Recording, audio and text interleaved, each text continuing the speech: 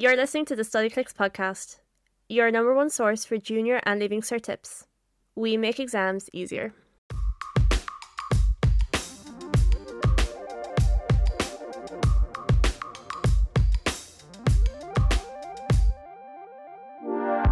Welcome back to the Studyclix Podcast. This week we have a very special guest, Clíona Ní Dhálaigh. She's our Studyclix resident Irish teacher, here to help us with all things Gaeilge, Irish, and how to get through the oral exams in particular is what we're talking about this week, because at the time of recording this is early March and the exams are coming up at the end of the month, so we're going to talk about how to tackle them, how to tackle the nerves, how to get through the Béaltriail, and Clíona is obviously the right person to talk to about that. So welcome, Clíona, thanks for coming on. Thank you for having me, I'm delighted. Do you want to tell us quickly a bit about yourself? Yeah, sure, no problem. So originally from Kerry, as we were saying a little bit earlier before recording, originally from Kerry, but living and working in Cork now for the past number of years, and I am a higher level Irish teacher, higher level Irish and maths teacher actually for leaving cert, but I'm also a state examiner with the SEC, so I've been examining Irish orals for the past 2 years. So definitely the right person to talk to. You've got all the insight, tips and tricks. And Clíona, you also have a podcast as well, so if our listeners want to go find that out. I do, I do. So aimed at the Irish oral, just very small, bite-sized little episodes aimed at leaving cert students and the Irish oral. So it's called Daily Dose of Gaeilge, but daily like my surname. I love that. And thank you. And so every week I do one tropic tour and just one topic for the oral. That's so good. I love podcasts that are like 10-15 minutes long, so it's like you could listen to it while you make a cup of tea nearly and you learn so much. Yeah, my idea was like something that you could do along with your homework maybe, or something that it wouldn't take up an hour or half an hour of your evening. It would just be like a little bit extra to your Irish homework maybe in the evening. I love that. Very considerate of you, Clíona, to students' time. I'll start us off. So I think a good point to always start out when it comes to the Irish exams and kind of knowing where you stand is knowing the marking structure of the oral itself and how it's broken up. Where did the points go for everything that you say in those 15-20 minutes? Yeah, no problem at all. So when you first sit into the exam, so the exam is always 15 minutes long. And when you first go in, you go through 5 short questions, which is called the fall to, or like your welcome, your introduction. Those 5 questions are worth 5 marks, and it's just simply your name, your date of birth, your address, your age, and your exam number. And that gets you 5 marks just in the beginning. Then the next part is your reading of poetry. And they're the 5 poems that are on your course that you'd be very, very familiar with at the stage that you do your oral. And reading the poem is worth 35 marks to you. Now, in the past number of years, the next 2 sections have been swapped around. So up until 2 years ago, it was always Shrap Picture next, the picture sequence next, and then your Córa last. But that has been swapped around now. And the Córa comes first. The Córa is the most important part of your oral exam, really. It's worth the most marks to you. It's worth 120 marks, and that goes on for maybe about 7 or 8 minutes. That's just general conversation about your hobbies, your school, your subjects, what you'd like to do in college, etc. And then you end on your picture sequence, your Shrap Picture, which is worth 80 marks. And again, up until last year, there was 20 of them, but this year, because of the changes that have been made to exams, it's just 10 this year, and the students get to pick their own 10. Wow. I would have liked that back in my day doing it. But obviously they deserve it this year. The smaller choice. It's 20 is always very daunting, isn't it? Because you just It is. It's a huge number of them to be preparing, really. Yeah. So yeah, I suppose that's a bit different. So to what myself and Nessa would have done, we would have done the Córa last. And I think back in the day it would have been the advice, or not necessarily the advice, but the thing we would have said is, the Shrap Picture and doing the fall to the Shrap Picture and the poems first sort of helps ease you into the Córa then, because you have your kind of, I don't know, formulaic bits done. But I almost think that doing the Córa first is a bit nicer, because for me definitely the Shrap Picture was the scariest bit and the bit I was most nervous for, so I'd almost like to have that done last and have my Córa ease me into the Shrap Picture. I think the same thing. I think just even from having students in front of me for the past number of years, this Shrap Picture seems to be the most panic involved in it. Everybody kind of Yeah. panics about what traffic door they're going to get and how it's going to go. Even though, like, if you look at the marks wise, the core is worth more. So you'd think that they'd be putting more effort into that. But no, it just seems to be the big panic. I suppose because you can guide the core yourself and talk about what you want to do, but you're not sure of which traffic door you're going to get. I suppose that's a lot of it. Yeah. And then Yeah. there's always the dreaded tropic tours. Some are harder than others. Some have way more going on, and no one wants to get Timpished or whatever. I can't remember now which was the one that everyone. Oh, dreaded Aharu getting, Road is the one they all talk about. That's the climate change. Oh, really? Climate change. Oh, yeah, that one's And awkward. it's every single year, because on Studyclix we have the tropic tour notes, and I was the one usually doing it every year, and I noticed, you know, the way they swap them around every year, and it's usually kind of like if they have one year, they won't have it the next year.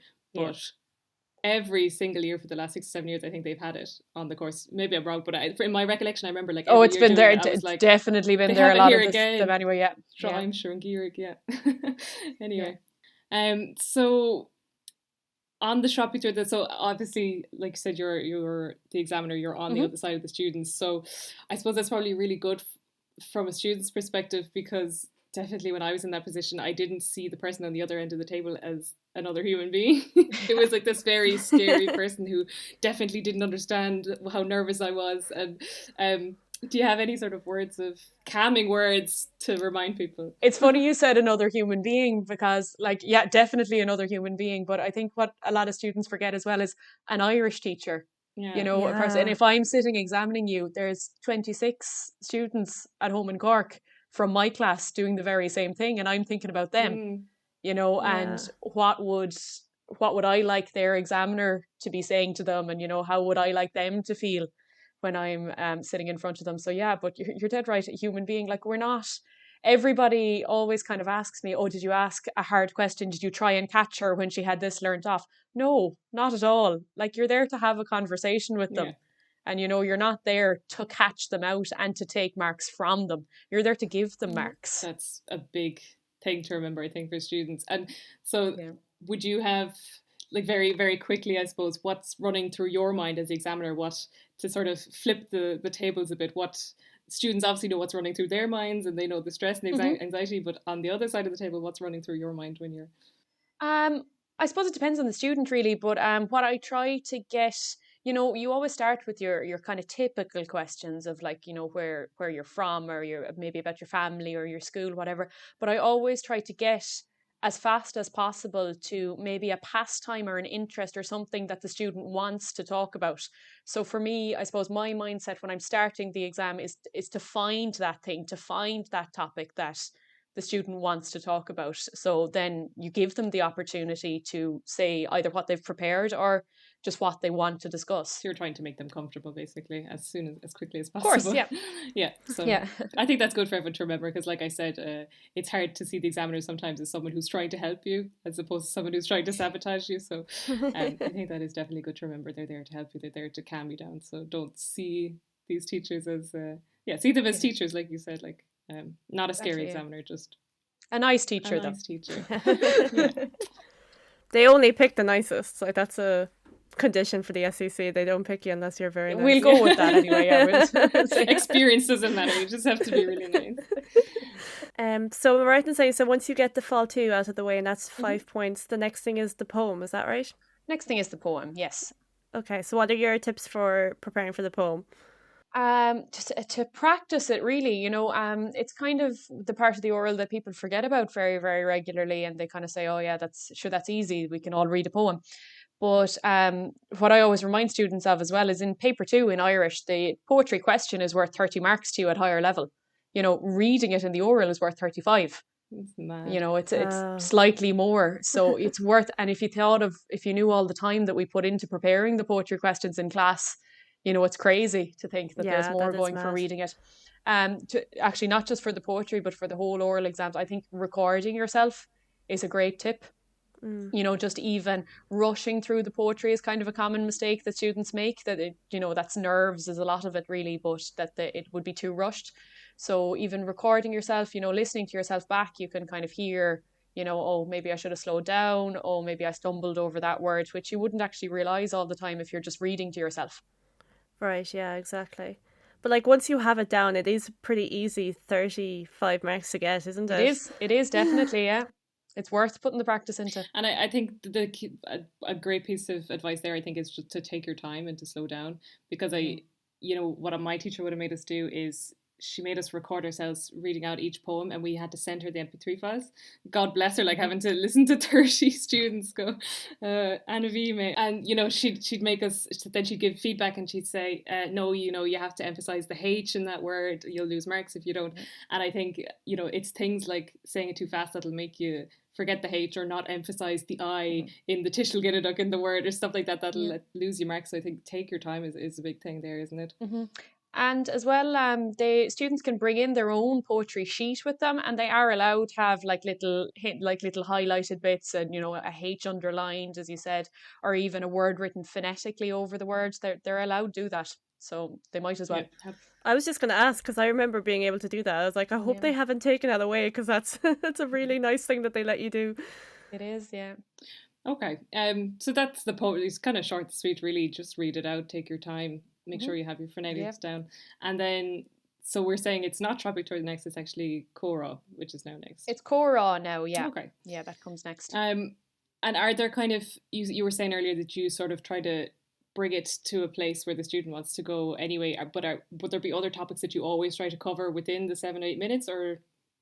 Yeah, there would be. Now, there's nothing set in stone that you have to ask or anything like that. But just in general, I would always start off with like Inish them fuath féin, just tell me about yourself. And that usually brings students on to maybe their family or maybe school or something like that. So the kind of the general topics that if I don't hear something unusual from a student would be tell me about yourself, tell me about your family, where you're from, your area, your school subjects and pastimes. But along the way, you see, you might hit into a topic that a student really wants to talk about. It might be, I don't know, their favorite book or something, or maybe an interesting pastime they have. And you could easily spend 5 or 6 minutes talking about that one thing then, so you mightn't get to the other topics. But yeah, it does generally fit into kind of the same skeleton, but not always. There's nothing set in stone. Okay. And it would always be the student that guides that. It would never be me that comes up with a topic off the top of my head. Okay. Yeah, you were saying like you always start off with like this one question. Are you able to say, I suppose it does change often every year and with stuff that's more topical, but what would be the most common topics that do come up every year? Yeah, so most common topics would definitely be yourself and your family sometimes, but we have to be careful as examiners as well to make sure it's the student that brings up talking about their families, that not everyone is comfortable to do that. So yourself and your family, your area, your school subjects and pastimes, and maybe what you want to do next year after you're leaving Cert. So they would be kind of the basic ones, are bun over that you'd kind of always go back to. Maybe if a student is stuck or if you want to bring up a new topic, they'd be the only ones. And then you see, you mentioned like topical stuff, even current affairs or politics or anything like that. We'd only ever go for those if the student has told us that they're interested in it. So if they bring up themselves that they're interested in, or that they watch the news every evening because they're interested in it, then you'd go and talk about it. But we'd never bring it up on our own, really. An important thing for students to remember as well, if something comes up that they don't want to talk about, they can just say Níl Simagum Son that I'm not interested in that topic. That's perfectly fine as well. You're being examined on your Irish, not on your knowledge. Yeah. Okay. Exactly. And in terms of the flow of the conversation, what would your top student, let's say, be? Because obviously it can be two sides. You can have the student who just says Imernigan is Sanam Dom, and then it's up to you to ask the next question, but there might be the other student at the other end of the spectrum who's going Imernigan is Sanam Dom is Aspaler before Dom talk Huiger and McLeod blah blah blah, and they go on and on and on and on. Obviously just reciting everything they've learned off. There's a happy medium, I'm assuming, there. And there is the happy medium, as you say, kind of the natural conversation is your ideal, but you never penalise a student for having a load learned off either. Okay. Now that would you'd have to give them their marks, give them their credit for actually saying their piece. Now you would because the exam is on a conversation, you can't just leave them off for their whole 15 minutes. You would have to kind of butt in with a question every now and again. So that's kind of, I suppose, getting them towards your happy medium, as you called it there. But the ideal situation really is a natural conversation. So not the one word answers. That's the worst case scenario. We don't like that situation at all, where it's just one word answers or one sentence answers, and you have to keep coming up with more sentences again. So having pieces learnt off, short points or paragraphs maybe learnt off, but allowing the examiner to ask further questions on the topic as well is kind of your ideal situation. Yeah. And I suppose that's a key as well to calming your nerves. If you could, again, like you're saying, just consider it as a conversation. If you want to sort of humanize the examiner again, and it's a conversation, therefore I'm going to treat it like a normal conversation with another human being. And in normal conversations with other human beings, I don't just rattle off words, and I also don't just give one word answers.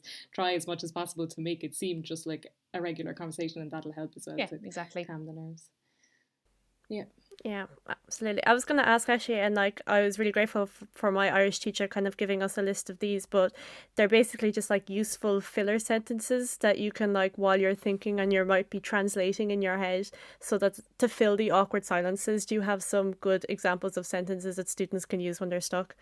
Yeah, absolutely. And like textbooks and books of notes and everything like that will have plenty of those as well. And even the ones, reusing ones that they use for maybe their capadorach, their ashta or something like that. Like, ar láv amháin, ar láv eile would be a very common one that you'd use for an ashta.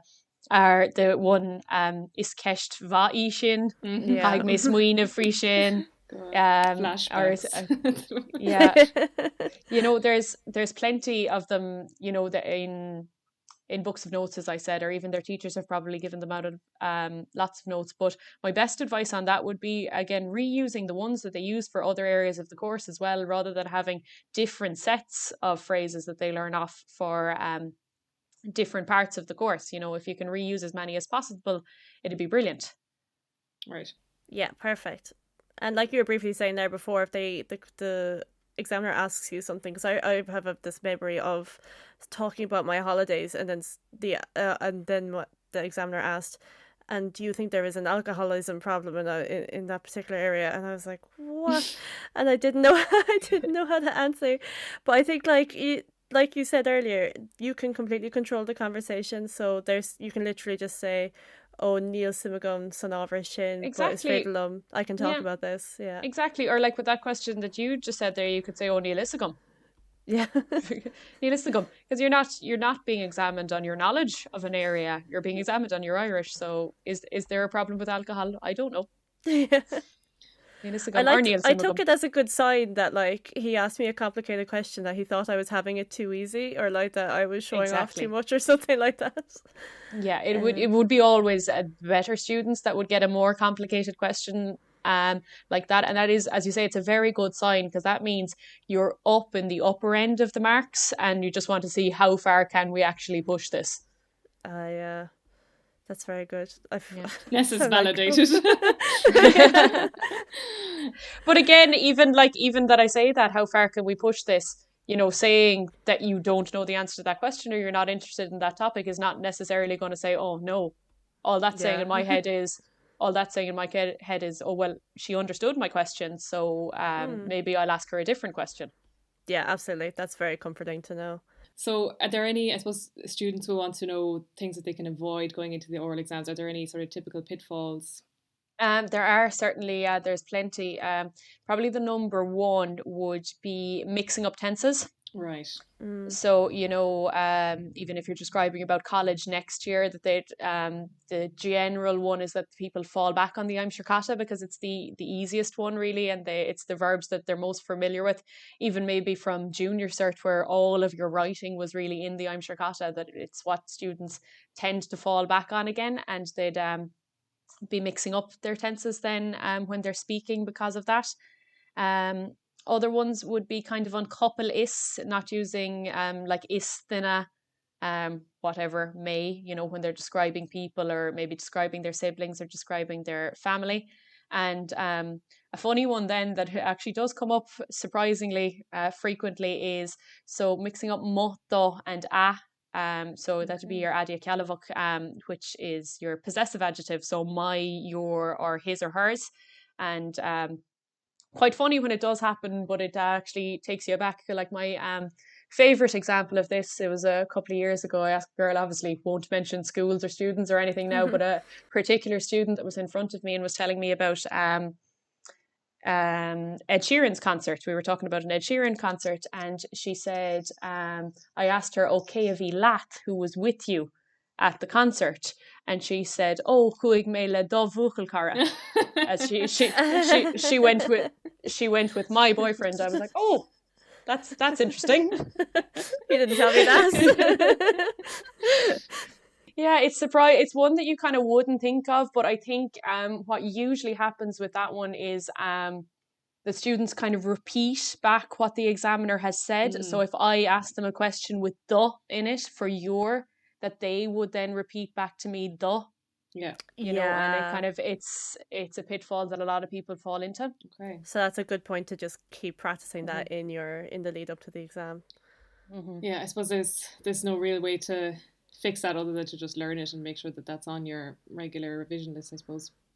And shameless plug, you can go on to Studyclix to find notes and grammar help and things like that. And I would use the internet to your advantage, I suppose, to try and get up to speed with those kind of grammar points.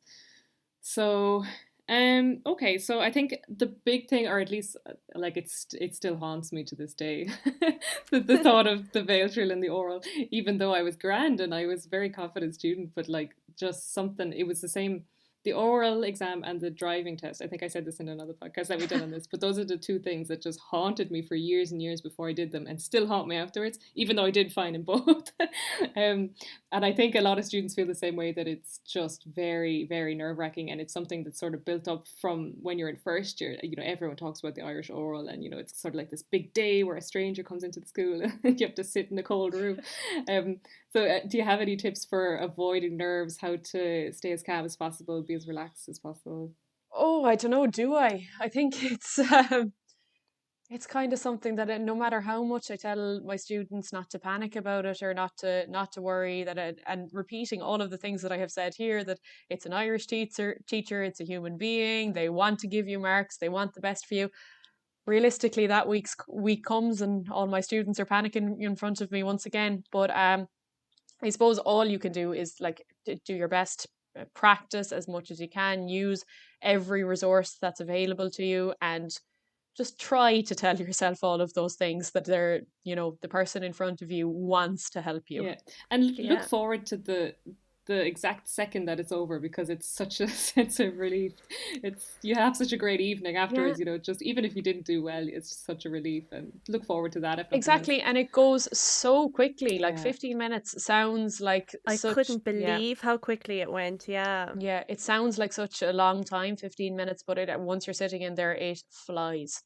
Yeah, and I suppose the more confident you are going in there, the better. And like you were saying, practice as much as possible.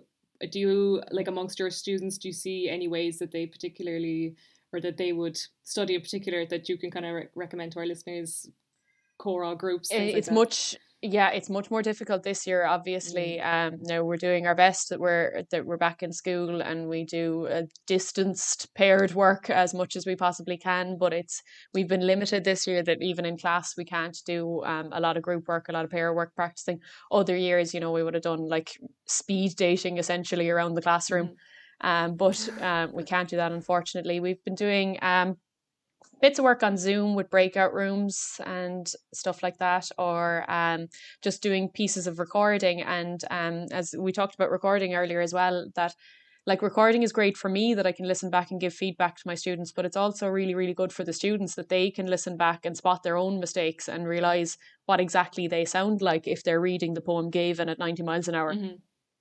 You know, so even with our restrictions and everything has changed now, there is actually some advantages to it as well. You know, I wouldn't have other years used recordings really a lot. I would have just listened to students in the classroom, but I'm finding benefits to it as well. Okay, perfect. Do you have any we talked about this on the podcast before, but you being an Irish language teacher, do you have any general tips for people who struggle with learning a new language, or specifically with learning Irish? Like, what are things they can do to help themselves improve their ability? Listen to it as much as possible, definitely, is because I think with Irish more so than any other language, people try to learn it from just reading or writing. initially, which with a language is not the way to go. So even, things that would be easy enough to understand, even rather than the news going for maybe the weather forecast, just to give yourself a bit of, you've got the visuals there as well that you might actually understand them, or as we always talk about, there's plenty of videos online or podcasts available that you can be listening to kind of at a lower level than just simply putting on the Nuacht on TG Cahir, and you'd be listening to really kind of a higher level of Irish then. And obviously then the other one is if it's available to you to practice with someone, even if it's on Zoom or I don't know, a choral group or something like that. It is listening and speaking are really, really the way to go when you're learning a language. Yeah, absolutely. I said this on the podcast before, but I feel like it should be said again that TG Cahir has a player, just like RT Player has, and the greatest TV show in the world, Passion Fashion, is all up there. It's so funny. It's such a good way. Like, I was watching it just when it first came out there like a couple of months ago, and I felt my Irish that I had slowly was losing from not having been in school. Like, I was kind of getting it back, and I was like, this is brilliant. So, and I like TG Cahir, I'm not sure, do they still do SpongeBob Oscuelga? There's so much and translation. Further to that, SpongeBob Oscuelga is on Netflix now. I think that's amazing. Oh, it doesn't Daithí O'Shea. Daithí O'Shea does the voice of someone in it, doesn't he? You're right. I can't think of who it is actually, but yeah, I did hear that Daithí O'Shea is the voice of somebody in SpongeBob. Is Patrick, or do they change it to Padraig? Oh, Patrick, I think he's Star, Patrick. is it? I think he's Patrick. But Padraig I'm not sure. Rails. That'd be so funny. Padraig Rails. Because they translated Game of Thrones into Irish, didn't they? And he was Sean Schnochte, Jon Snow. So oh, that's so funny. They tend to kind of change names like that randomly in Irish as well. But, I love that. That's so funny. And like, I think it's something similar to Nessa. So I didn't do the TG Cahir route, but I was trying to brush up on my Irish again recently, and I started listening to a podcast called Avadon, which I think is just a recording of I don't know, is it on TG Cahir or Radio na Gaeltacht? It's some kind of hourly morning show basically where they talk about the latest and current events. And I think what's nice about it is they go through the news twice during the show because it's an hour long. So they go through it at the start and again in the middle, and they have news from each sort of Gaeltacht region. So they have someone reading out the news in the north, someone reading out the news in like the Connemara area, someone in the south. So it's great practice. I know we're not talking about the oral test at the moment, but when they get to that point that you have the different Canunti, that I think that's a good one to listen brilliant, to. That particular podcast, if people want to listen to that as well, that's a good one to sort of train your ear in. That's one I'll recommend to my own class now, actually, because people, they do find that difficult. Yeah. So, I don't think I'm out of questions. Nessa, do you have anything else? Yeah, I think that's all of the questions I had as well. Okay. Perfect. Do you have any final pieces of wisdom or anything like that you want to impart? I don't think so. I think the big one is the nerves, trying to combat the nerves. But I suppose, as you said, the more confident you are going in, the more comfortable you'll feel, surely. So that can be tackled with practice as well, I'm sure. Yeah. I find with anything that I get nervous with when it comes to like a job interview, and recently with Instagram lives that I'm doing on Studyclix, I get so nervous for those. I find what helps is that just a picturing, like just sitting down and watching TV afterwards, like the evening I'm going to have afterwards. If I just focus on that, it kind of actually takes away a lot of the nerves. If that works for anyone as well, I'd recommend that. Great idea. Yeah. Definitely. Well, you've been a fountain of knowledge and wisdom, Clíona. Thank you so much. That's very flattering. Thank you. No, I think genuinely I would have loved to have heard the perspective of the examiner back when I was doing it. I think this will help a lot of students. I think to hear your very friendly voice and know that they could get you. Are you doing it this year? No, this is the thing. No, I'm not doing it this year. Nobody is really examining this year. So how it's going to work this year is students are going into their own school with one of their own teachers, or if the school can't get one of their own teachers, another local Irish teacher. And what's happening is that person is just there to conduct the conversation. They're not examining them. Everything is going to be recorded and sent away for examining. Right. Okay. So and our school have kind of said it should be a teacher that doesn't teach 6th years. So that's the reason that I'm saying it won't be me doing it. Okay. But it's just a teacher who's just going to sit there and conduct the exam but not examine. Okay. Interesting. I don't know whether that'll make things more nerve-wracking or less. I suppose it's the same, really. But all my class wanted to know. Now we're quite big school, so there'd be a big Irish department. All my class wanted to know when I said that is, who's it going to be? Will it be this person? Can it be this person? Can we, if there's more than one, can we pick? Oh God. And then one girl asked me, she was like, and will we get a chance to talk to them beforehand? Yeah, there's exceptions being made, but not that many exceptions. No, definitely not. Yeah. Okay. Well, so yeah, the orals are coming up. I think it's between March 26th and April 15th. It'll depend on each student's schools.